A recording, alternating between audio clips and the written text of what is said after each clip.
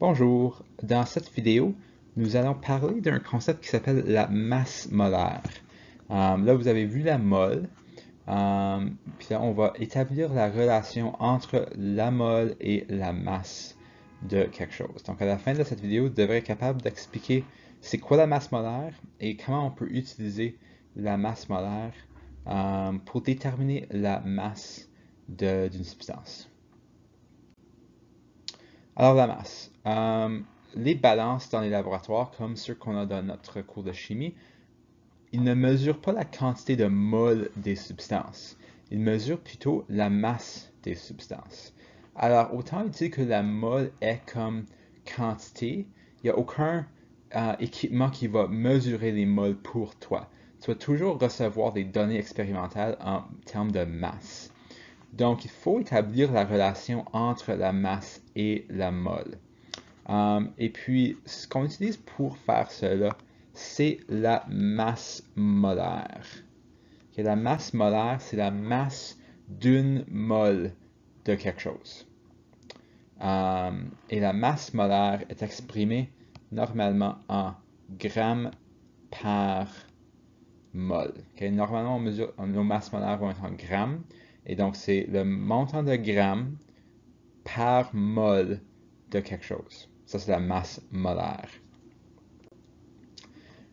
Donc, un atome de carbone 12 a une masse de 12 unités de masse atomique. Ça, c'est la valeur sur notre tableau périodique. On a vu, quand on parlait de la mole, qu'une mole de carbone 12 a une masse de 12 grammes.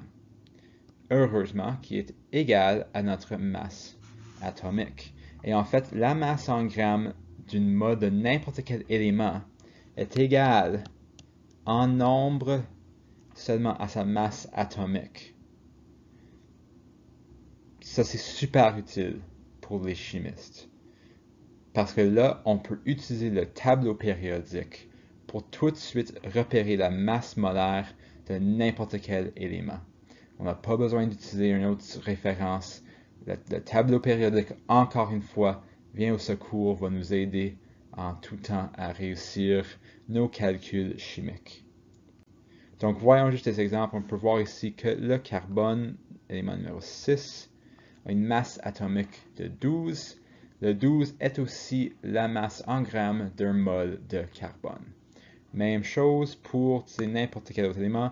Le fer, par exemple, a une masse atomique de 55,8 et une mole de fer pèse 55,8 grammes. N'importe quel élément, le fluor a une masse atomique de 19 unités.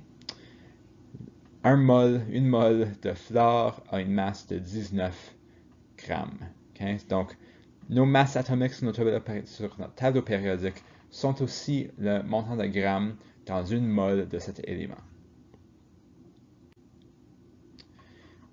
Ça, c'est des éléments, mais qu'est-ce qu'on fait si on a un composé? Par exemple, disons l'eau. H2O. Quelle est la masse molaire de l'eau? Ben, la masse molaire, c'est égal à la somme des masses molaires de chaque atome dans le composé. Donc, on a un H et un O.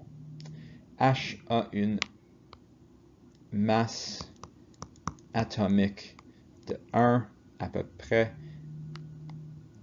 On a deux atomes de H dans notre H2O. Donc, on doit le mettre deux fois. Et notre O a une masse atomique de 16. Donc, la masse atomique totale de tous les atomes est 18. Et parce que la masse molaire, la même chose en nombre que la masse atomique, la masse molaire de l'eau est 18 grammes par mol d'eau. Un mol d'eau pèse 18 grammes parce que la densité de l'eau est 1 gramme par millilitre. On a vu dans une vidéo précédente que un mol d'eau est 18 millilitres d'eau, parce qu'un gramme d'eau est à peu près la même chose qu'un millilitre d'eau. Donc 18 grammes par mol, ce n'est pas un résultat surprenant. Mais pour n'importe quel composé, pour trouver la masse molaire du composé, il faut juste ajouter les masses molaires de chaque atome. Prenant en compte que s'il y a plusieurs atomes du même élément, il faut les ajouter pour le montant d'atomes qui sont là. Donc, la relation entre la masse et les moles, on peut établir une formule qui est N égale M, petit m sur grand M. Alors, qu'est-ce que ces choses veulent représenter? Ben, N, on l'a vu déjà. Petit n, c'est le nombre de moles de quelque chose. Petit m, c'est la masse. Et grand M, c'est la masse molaire. Normalement exprimée en grammes par mol et la masse est normalement exprimée en grammes. Donc cette formule va nous être très utile pour faire des calculs de conversion entre les moles et la masse en utilisant la masse molaire qu'on peut repérer du tableau périodique. Faisons donc quelques exemples. Premier exemple, j'ai choisi une question 48 de la page 237. 1 litre d'eau contient 55,56 mol de molécules d'eau. Quelle est la masse d'un litre d'eau en kilogrammes? Donc, on va commencer avec notre formule N égale M sur grand M. Nous savons la valeur de N, c'est 55,56 mol. Nous savons la masse molaire de l'eau. On vient de la faire sur il y a 2 diapos. C'est 18 grammes par mol. Évidemment, si on ne le savait pas déjà, il faudrait que tu détermines ta masse molaire pour ton composé. Donc, ce que nous devons faire ici, c'est résoudre pour la masse pour le petit m. Donc, on va réarranger notre équation. Ça va nous donner la masse est égale à le nombre de moles fois la masse molaire, parce qu'on multiplie les deux côtés par la masse molaire pour le bouger d'un côté à l'autre. Donc là, il faut juste substituer nos valeurs. La masse est égale à 55,56 mol fois 18 grammes par mol. Nos moles vont s'éliminer et tout ce qui va rester, c'est les grammes. Donc, on sait qu'on a les bonnes unités pour notre réponse. On veut les masses. On veut une masse, excuse. Donc, la masse va être égale à, et là, je vais faire le calcul. Et on obtient une masse de 1000,08 grammes. On voulait une réponse en kilogrammes. 1000 grammes, c'est 1 kilogramme. Donc, on peut dire que notre masse, si j'arrondis un peu, est égale à exactement 1 kilogramme. OK, un autre exemple, page 242, numéro 65. Quelle est la masse en grammes d'un seul atome de platine? Alors, on veut savoir la masse en grammes d'un atome de platine. Où va-t-on commencer? Ben, on a des atomes, on n'a pas des moles. Alors, on a vu qu'il y a une équation, une formule pour relier les moles à la masse. Dans une vidéo précédente, on a vu l'équation pour relier le montant d'atomes aux moles. Donc, on a deux étapes ici. Il va falloir convertir nos atomes en moles, ensuite convertir nos moles en masse. Donc, pour débuter, on va utiliser la formule pour convertir des atomes en moles. C'est N est égal à grand N sur NA. Et on veut savoir, évidemment, on veut savoir le montant de mol. C'est ce qu'on recherche. Nous savons N, c'est un atome. Et nous savons NA, c'est notre numéro d'Avogadro.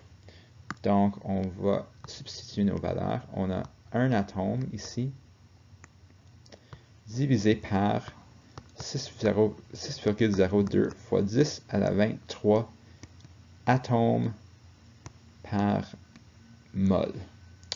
Donc, en analysant nos unités, les atomes... Oups, je vais effacer ça. Atomes. Nos atomes et nos atomes vont s'éliminer et on va être laissé avec les mols qui, parce qu'ils sont dans le dénominateur du dénominateur, vont venir dans le numérateur et la réponse va être en mol. Donc, on a bien établi notre équation. Et là, on va faire ce calcul. On obtient 1,66 fois 10 à la moins 24 mol de platine. Okay. Très petit nombre de mols de platine parce que c'est juste un atome, puis un atome normalement représente 6 fois 10 à la 23 atomes. Donc là, nous avons notre montant de mol et on veut convertir notre montant de mol en masse. Donc on va utiliser la formule qu'on a vue dans cette vidéo qui est N égale M sur grand M. Ici, nous avons N. On vient de le calculer.